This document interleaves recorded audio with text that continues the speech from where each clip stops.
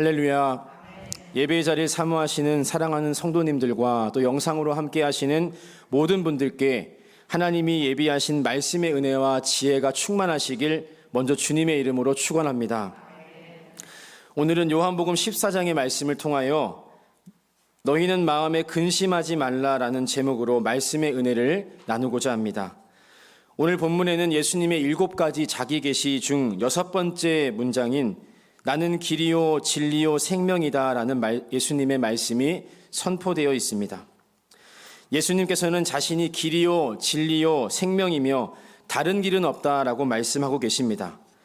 이 말씀은 요한복음 14장 전체의 주제이며 동시에 예수님께서 14장 1절에서 선포하신 말씀의 근거가 되는 말씀이기도 합니다. 14장 1절 상반절에는 이렇게 기록되어 있습니다.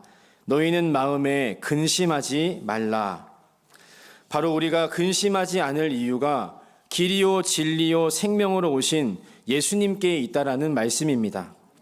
우리 삶에는 수많은 불안과 염려가 존재합니다. 왜 그럴까요? 바로 예상할 수 없는 삶의 불확실성 때문일 것입니다. 무슨 일이 언제 어떻게 우리에게 일어날지 아무도 알 수 없다는 것입니다.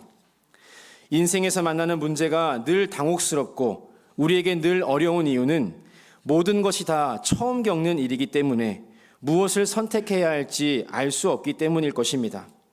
이러한 삶의 불확실성은 늘 우리에게 불안감으로 엄습해 옵니다. 그런데 오늘 그런 우리들에게 예수님께서는 말씀하고 계십니다. 너희는 마음에 근심하지 말라. 사랑하는 여러분, 이 세상에 진정한 평안이 있겠습니까? 이 세상에는 진정한 평안이 존재하지 않습니다. 그럼에도 불구하고 우리가 평안할 수 있는 이유는 어디에 있겠습니까? 그럼에도 불구하고 우리가 근심하지 않을 수 있는 이유는 또 어디에 있겠습니까? 바로 우리를 위해 길과 진리요 생명으로 오신 예수 그리스도께 있는 줄로 믿습니다. 오늘 요한복음 14장의 말씀을 통하여 너희는 마음에 근심하지 말라라고 말씀하신 예수님의 그 말씀이 우리 삶 가운데 어떻게 성취될 수 있는지, 우리가 근심하지 않고 평안할 수 있는 영적 비밀은 어디 있는지 함께 살펴보고 믿음의 고백으로 삼기를 원합니다. 첫째로 생명길이 있기에 우리는 평안합니다. 생명길이 있기에 우리는 평안합니다. 예수님의 제자였던 도마는 의심과 호기심이 많은 자였습니다.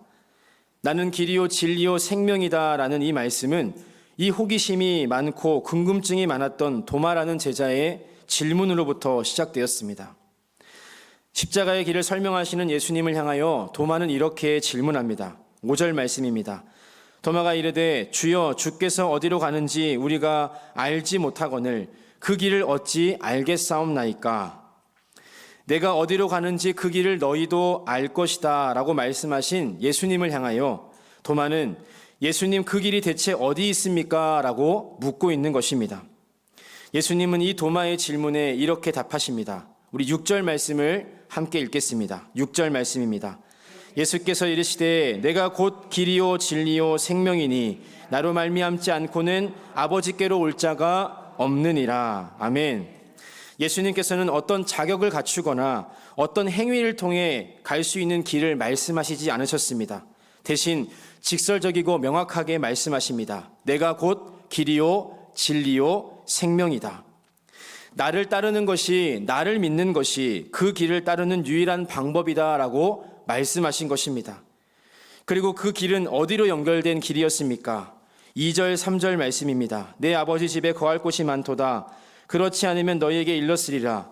내가 너희를 위하여 거처를 예비하러 가노니 가서 너희를 위하여 거처를 예비하면 내가 다시 와서 너희를 내게로 영접하여 나 있는 곳에 너희도 있게 하리라. 아멘. 바로 그 길은 하나님 아버지의 집으로 영원한 생명으로 연결된 생명길이었습니다. 예수님께서는 죽음을 이기시고 온전히 이 길을 여신 것입니다.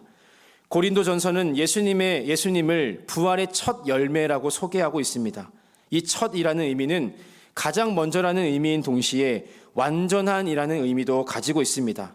다시 말하여 그 누구도 넘지 못하였던 이 죄와 사망의 강을 건너 생명길을 완전히 여신 분, 그분이 바로 우리 주 예수 그리스도라는 의미인 것입니다.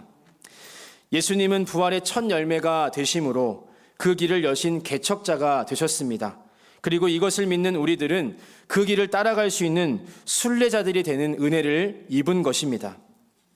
사랑하는 여러분, 인생의 갈 길을 몰라 두려움이 엄습할 때에, 삶의 문제로 근심하고 염려할 때에 예수님은 우리에게 죄와 사망을 넘어선 생명의 길, 하나님 나라로 인도하는 생명길로 우리의 삶에 찾아오신 줄로 믿습니다. 그분은 우리에게 이렇게 말씀하십니다. 우리 3절 말씀 함께 읽겠습니다. 3절 말씀입니다. 가서 너희를 위하여 거처를 예비하면 내가 다시 와서 너희를 내게로 영접하여 나 있는 곳에 너희도 있게 하리라. 아멘. 나 있는 곳에 너희도 있게 하리라. 아무런 근심과 염려와 걱정이 없는 영원한 아버지의 나라, 그곳으로 오늘도 우리를 초대하고 계신다는 것입니다. 이보다 더 큰 감동과 감격의 말씀이 어디에 있겠습니까? 사랑하는 여러분, 이 땅에는 진정한 평안이 있지 않습니다. 그러나 그럼에도 불구하고 우리에게 생명길로 오신 예수 그리스도께서 계시기에 우리는 마음에 근심하지 않는 줄로 믿습니다. 너희는 마음에 근심하지 말라. 우리를 향하신 이 예수님의 권면의 말씀이 생명길을 따라가는 우리의 삶에 반드시 성취될 줄로 믿습니다. 마음에 근심과 염려가 있으십니까? 그렇다면 아버지의 집으로 인도하시는 생명길 대신 예수 그리스도만 따라가시기를 바랍니다. 그때 우리의 삶에 진정한 평안이 찾아올 줄로 믿습니다. 그 은혜가 풍성한 오늘 하루의 삶이 되시길 주님의 이름으로 축원합니다. 둘째로, 은혜의 길이 있기에 우리는 평안합니다. 은혜의 길이 있기에 우리는 평안합니다. 오늘 본문에 등장하고 있는 또 다른 제자는 빌립이었습니다. 빌립은 매우 이성적이고 실증적이며 계산에 빠른 사람이었습니다. 자신이 아버지의 집으로 가는 유일한 생명길임을 선포하신 예수님께 빌립은 이렇게 질문합니다. 8절 말씀입니다. 빌립이 이르되 주여 아버지를 우리에게 보여 주옵소서. 그리하면 족하겠나이다. 이성적이고 실증적이었던 그의 성격처럼 그는 하나님 아버지를 보여달라고 요구하고 있습니다. 예수님께서 아버지의 집으로 가는 길이 되어주시고 그 아버지의 집에 우리의 처소를 예비한다 말씀하셨는데 그 하나님 아버지를 우리에게도 좀 보여달라는 이야기입니다. 이러한 빌립의 질문에 예수님은 9절에서 이렇게 말씀하십니다. 우리 9절 말씀 함께 읽겠습니다.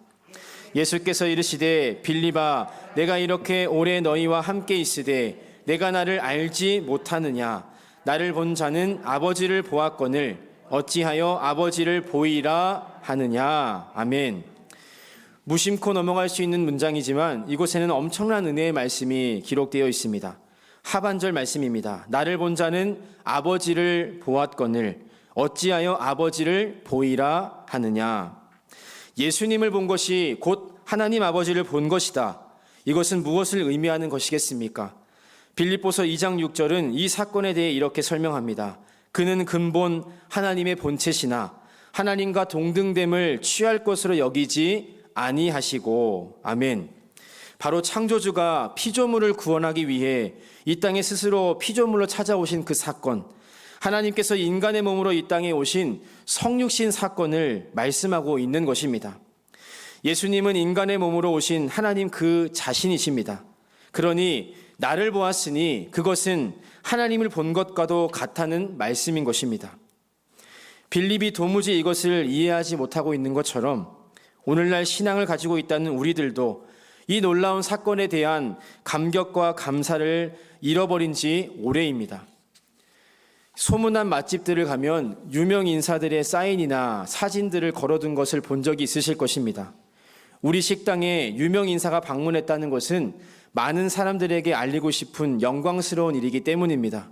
그런 사소한 방문에도 우리는 그것들을 자랑하는데 창조주가 우리의 삶에 친히 오신 이 사건, 그것에 대해서는 우리가 너무나도 무덤덤하게 여기고 살아가고 있다는 것입니다.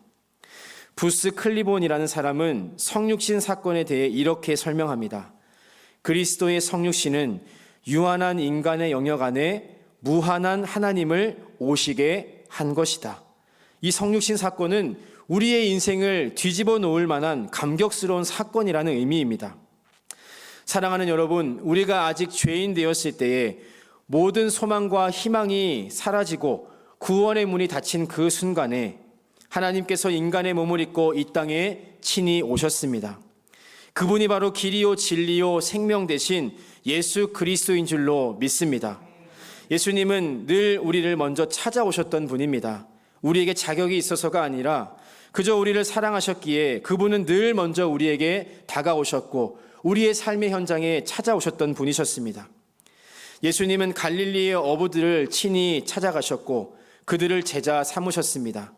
예수님은 수가성의 외로운 여인을 찾아가셨고 그녀의 인생을 바꾸셨습니다.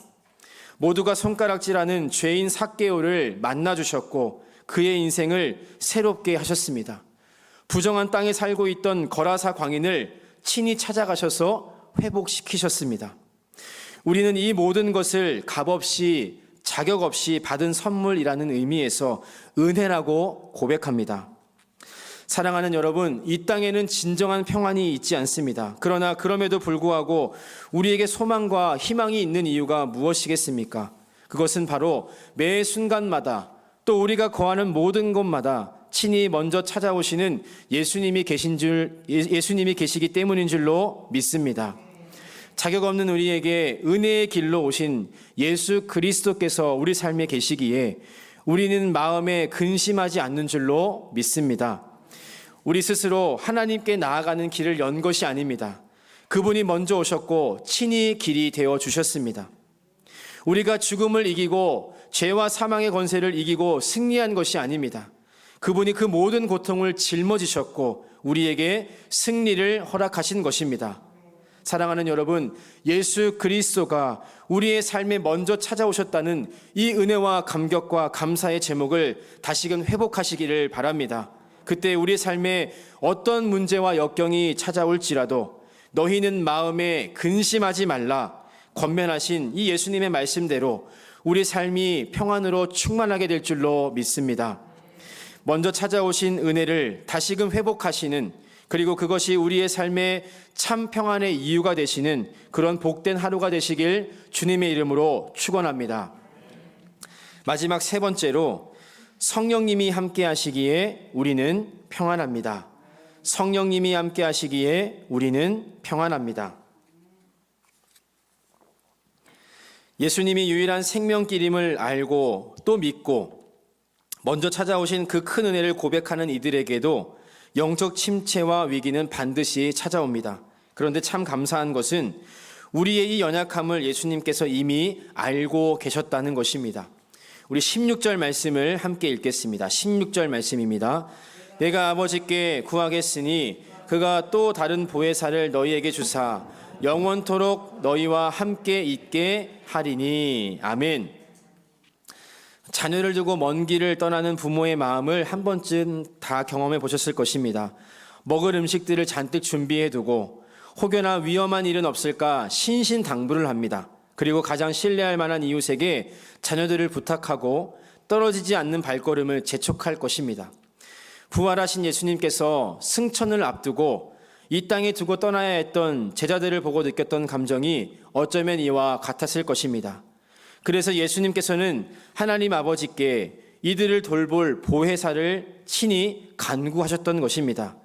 우리의 연약함을 미리 아신 예수님께서 예비하신 우리를 위한 가장 최고의 선물인 것입니다. 예수님께서 남겨진 제자들을 위해 준비하신 최고의 선물, 이 보혜사 성령님은 어떤 분이십니까? 26절 말씀은 이 보혜사에 대해서 이렇게 설명하고 있습니다. 우리 26절 말씀도 함께 읽겠습니다. 보혜사 곧 아버지께서 내 이름으로 보내실 성령, 그가 너희에게 모든 것을 가르치고 내가 너희에게 말한 모든 것을 생각나게 하리라. 아멘. 성령님을 의미하는 보혜사라는 단어에는 상담자, 돕는 자, 중보자, 위로자라는 의미가 담겨 있습니다. 쉽게 말씀드리자면 우리를 보호하시고 우리에게 은혜를 베푸시고 모든 것을 가르치시고 생각나게 하시는 영적인 존재, 그분이 바로 보혜사 하나님이라는 것입니다. 그분은 말할 수 없는 탄식으로 우리를 위해 기도하시는 분이시며 영이시기에 시간과 공간을 초월하여 우리의 삶에 동행하시는 분이시기도 합니다. 성경은 이 보혜사 성령을 가리켜 가장 좋은 것이라고 말하였습니다. 그만큼 이 성령님과 함께하는 삶이 세상에서 가장 복된 삶이라는 의미입니다. 성령님이 우리와 함께 하시기에 우리에게는 놀라운 일들이 이미 일어나고 있습니다. 찬양을 부르다가 갑자기 눈물이 왈칵 쏟아집니다. 우리의 메마른 감정에 균열이 생기는 것, 굳어진 마음에 그 마음이 뜨거워지는 것, 바로 성령의 역사입니다. 아무리 설명해도 믿을 수가 없었는데 어느 순간 그 말씀들이 믿어지고 고백되어지기 시작합니다.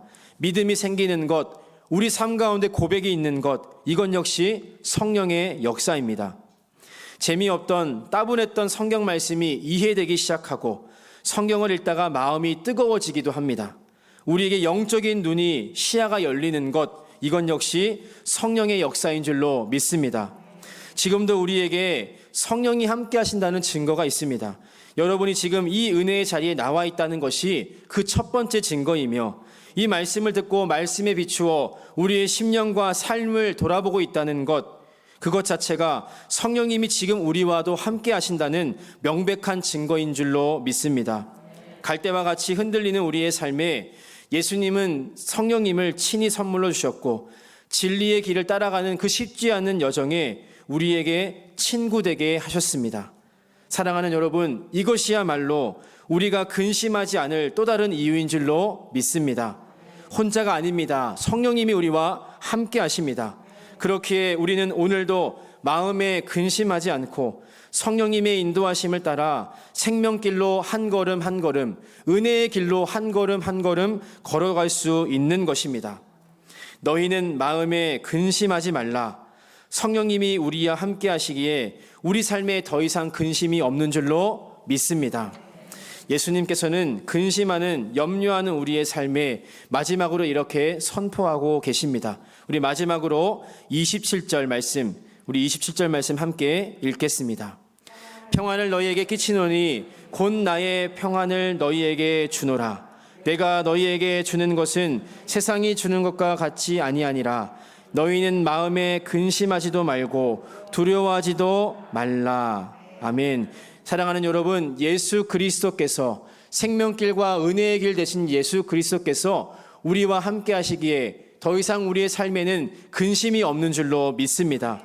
이 은혜와 축복이 저와 여러분에게 가득하시길 주님의 이름으로 간절히 축원합니다.